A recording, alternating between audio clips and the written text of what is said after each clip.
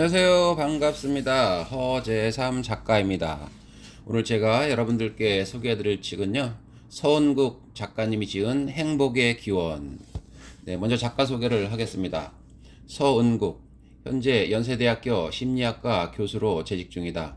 연세대학교 졸업 후 미국 일리노이 대학교에서 행복 분야 권위자인 에드 디너 교수의 지도를 받고 심리학 박사학위를 취득했다. 학위 후 캘리포니아 주립대학의 교수 생활을 시작했고 4년 뒤 이 대학에서 종신 교수직을 받았다. 저자는 세계에서 손꼽히는 대표적인 행복 심리학자다. 그의 논문들은 OECD 행복 측정 보고서에 참고 자료로 사용되고 있으며 최근 세계 100인의 행복학자에 선정되어 세상의 모든 행복에 기고했다. 네, 차례를 보겠습니다. 챕터 1부터 9까지 있는데요. 챕터 1, 행복은 생각인가? 챕터 2, 행복은 100% 동물이다. 챕터 3, 다윈과 아리스토텔레스, 그리고 행복. 챕터 4, 동전 탐지기로 찾는 행복. 챕터 5, 결국은 사람이다. 챕터 6, 행복은 아이스크림이다. 챕터 7, 사람쟁이 성격. 챕터 8, 한국인의 행복. 챕터 9, 오콤의 날로 행복을 배다. 네, 본문으로 한번 들어가 보겠습니다.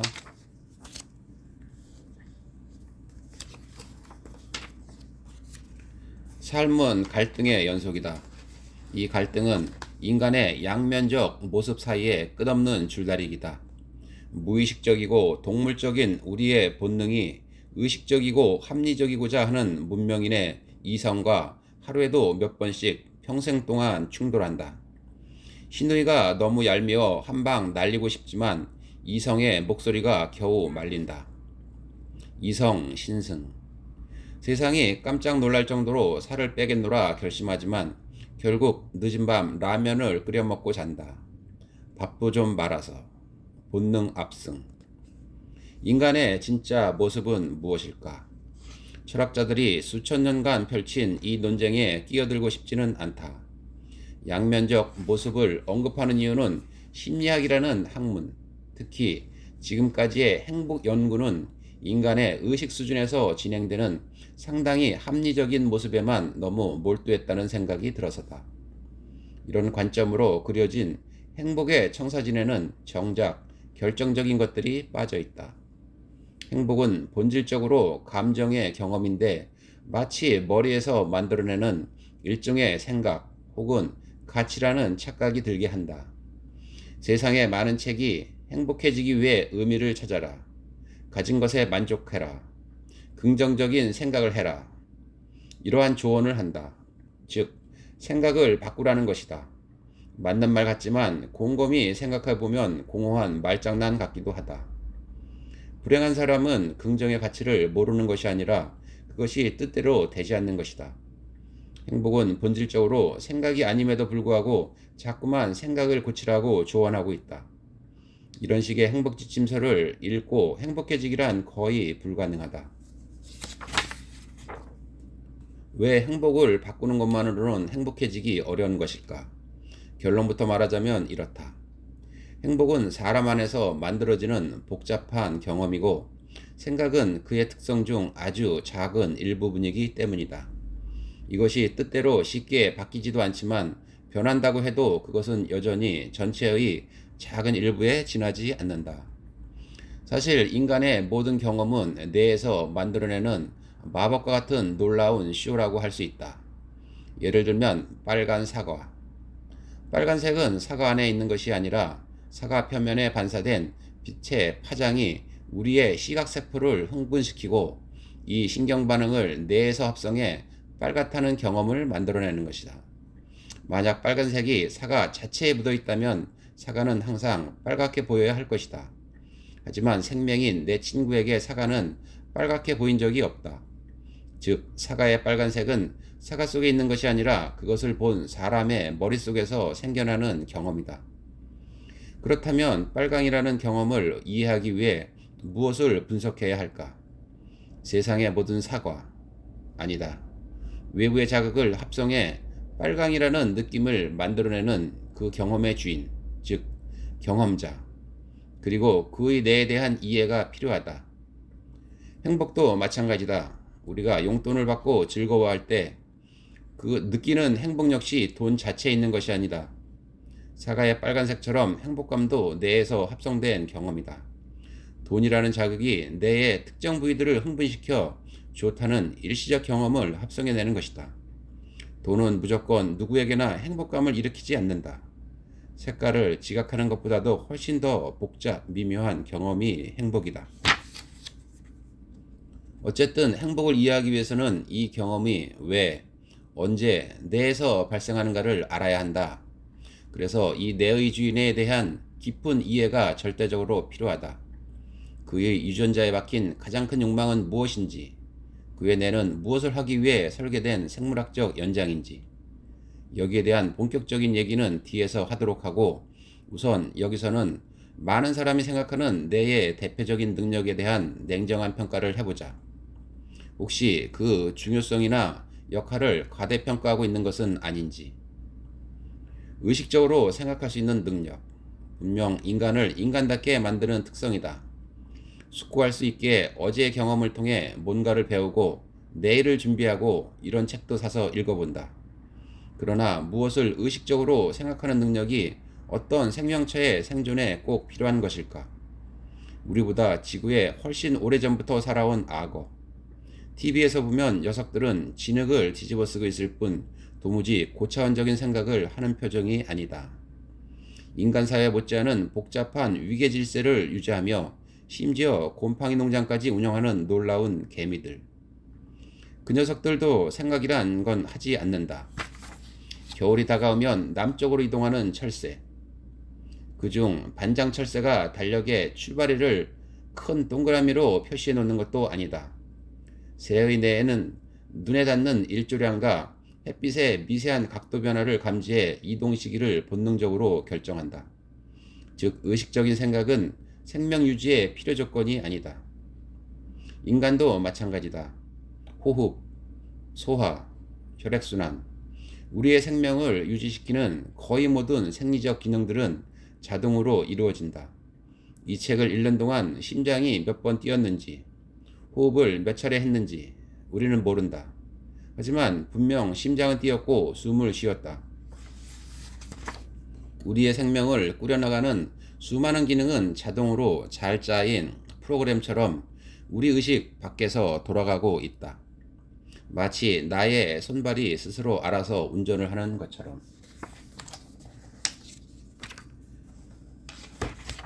결국은 사람이다. 뉴욕 맨해튼.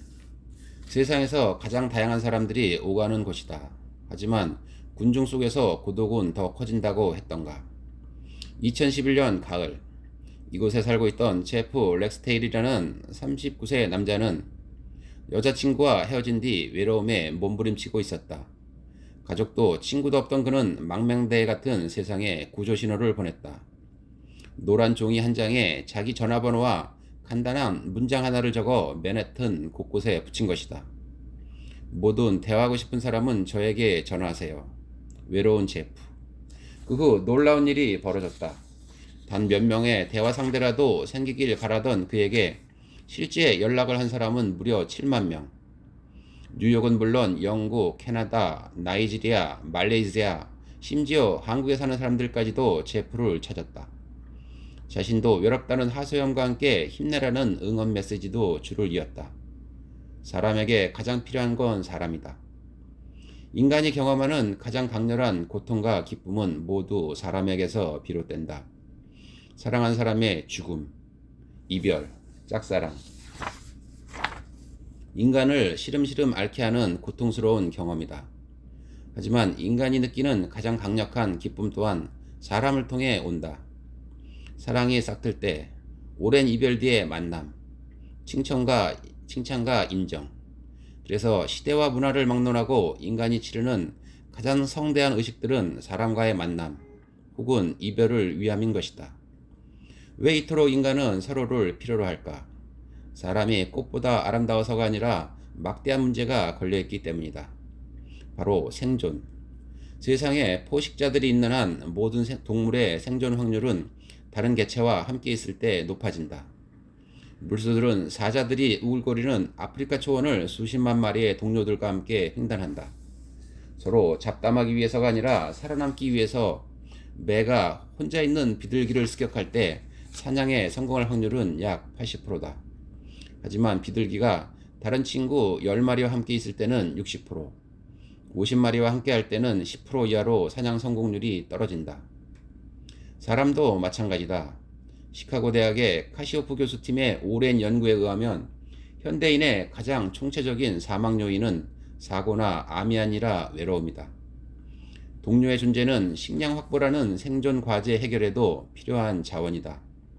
많은 동물은 사냥을 나가서 빈손으로 돌아오기 일수다. 가축의 피를 주식으로 하는 흡혈 박쥐의 경우 엄마가 피를 구하지 못한 날은 새끼들의 배를 채우기 위해 이웃집 박쥐에게 피를 빌린다. 물론 빌린 피는 사정이 좋은 날 반드시 갚는다. 진화 여정에서 집단에서 소외된 동물은 이 같은 비상 식량 장치가 부족했고 결국 이것은 죽음으로 연결됐다. 짝짓기라는 궁극적인 생존 과제를 해결하기 위해서도 타인이 필요하다. 포유류는 자기 혼자 유전자를 남길 수 없다. 아무리 사냥을 잘해도 짝짓기 상대가 없는 동물은 지구에서 사라졌다. 현대 생활은 맹수나 배고픔의 위협으로부터는 비교적 자유롭지만 여전히 짝짓기는 절대적인 생존 과제로 남아있다. 미국에 있을 때 BMW 자동차 CF를 인상적으로 본 적이 있다. 광고 내내 멋진 차 한 대가 슝 하고 달린다.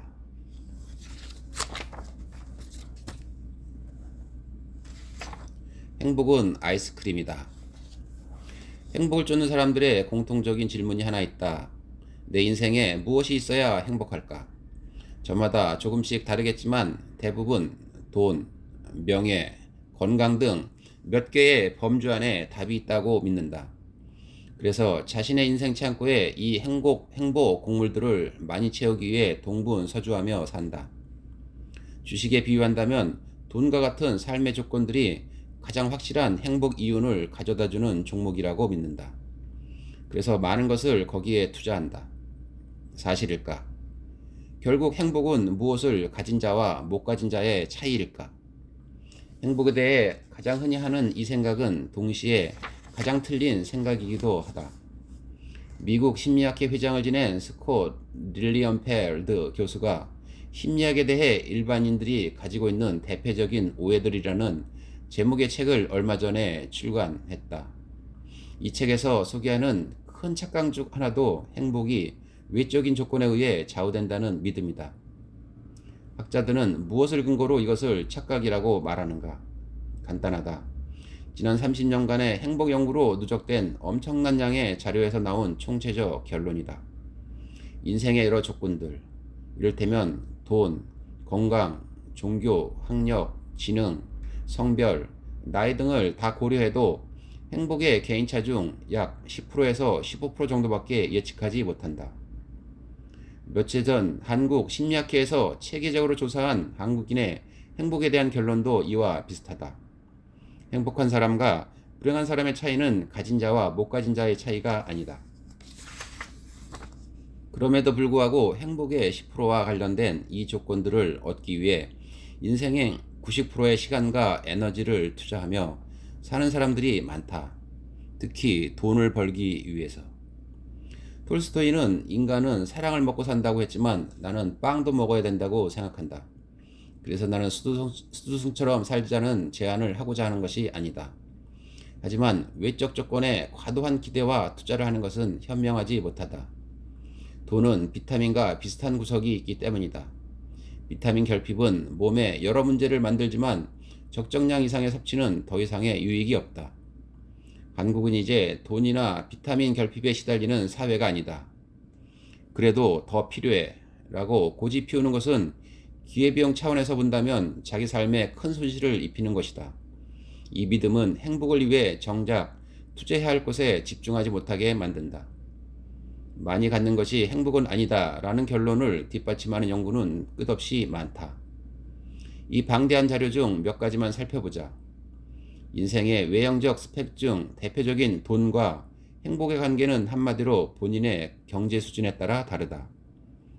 하루 3끼 식사를 못할 정도로 가난한 사람에게 돈은 매우 중요한 행복의 조건이다. 하지만 3끼 식사를 안 하는 이유가 다이어트 때문이라면 이 사람에게 돈은 더 이상 행복의 발판이 되지 못한다. 국가 차원에서도 마찬가지다. 기본적인 의식주 문제가 해결되면 국가의 행복과 경제 수준은 서로 손을 놓아버린다. 국가 간 행복 수치와 GDP는 분명히 관련이 있지만 이것은 기본적인 의식주조차 해결 못하는 극빈의 많은 아프리카 국가들이 자료에 포함되어 있기 때문이다. 이런 최빈국들을 제외하면 얘기는 아주 달라진다. 한국인의 행복. 앞서 행복과 가장 관련 있는 특성을 외향성이라고 했다. 축구로 치자면 외향성은 개인기나 순발력 같은 선수 개인의 특성이다. 행복 지수는 외향적인 사람들이 높고 축구는 순발력 좋은 선수들이 잘한다. 그러나 우승컵을 들기 위해서는 좋은 선수가 있는 것만으로는 부족할 수 있다. 팀의 특성, 이를테면 감독의 지휘력이나 팀 분위기 같은 요인도 한몫한다. 축구의 팀 특성이 행복에 있어서는 문화라고 할 수 있다. 개인이 행복을 달성하기에 유리한 조건들을 갖춘 문화도 있고 그렇지 못한 문화도 있다. 가장 이상적인 그림은 행복한 기질을 가지고 행복감이 높은 문화에서 태어나는 것이지만 이것은 코가 더 오똑하면 좋겠다는 여자의 바람 같은 것이다. 아무튼 개인의 행복 수준은 외향성 같은 성격 특성과 깊은 관련이 있지만 그가 살고 있는 문화도 추가 요인으로 작용할 수 있다. 여기서는 우리나라의 문화적 특성과 행복의 관계를 살펴보고자 한다. 역시 사람이라는 단어가 중요하게 등장한다. 우선 문화라는 것을 잠깐 되짚어보자.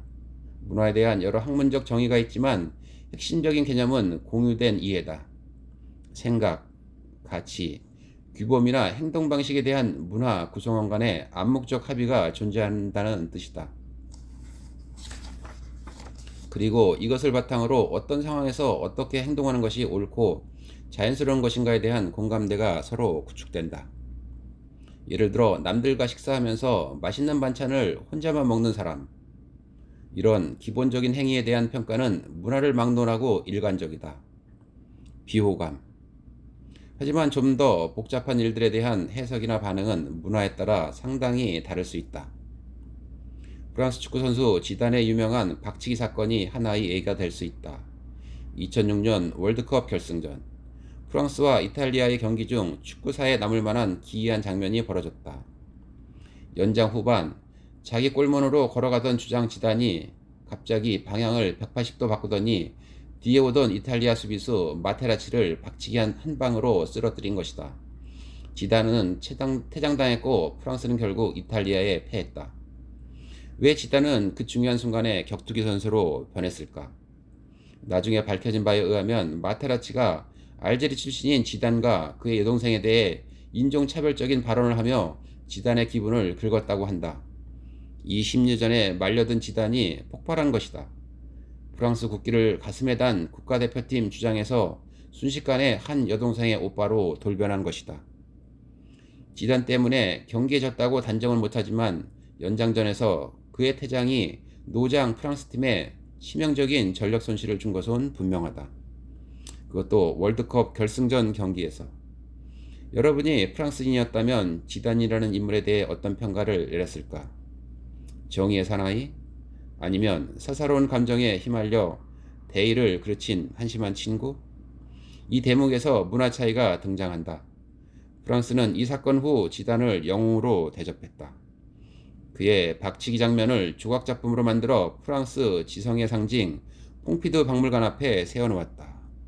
네, 저는 여기까지 읽어드리고요. 여러분들 이 책을 한번 사서 보시고 많은 행복을 찾아가시기 바랍니다. 저는 다음에 좋은 책을 가지고 다시 찾아뵙도록 하겠습니다. 감사합니다.